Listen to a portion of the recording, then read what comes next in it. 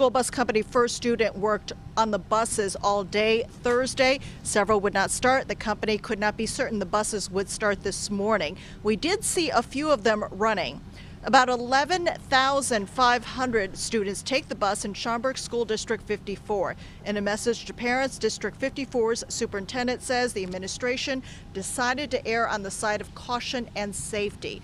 The superintendent says First Student assured the district it will be ready to roll Monday. So that makes it 3 straight days kids have been cooped up, and by now many parents may be running out of ways to keep their children occupied.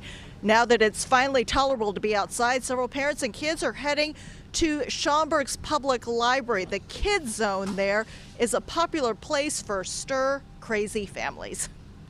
It was nice to get out of the house. Yeah, 10 degrees felt like summer, actually. We've been at home. This is our 4th day this week, so we went to school one day. So, I mean, we love being home together, but we were ready to go to school today. What did you do when you were home from school? I played Minecraft a lot and mostly video games. Did you drive your mom crazy? No. Maybe just a little bit.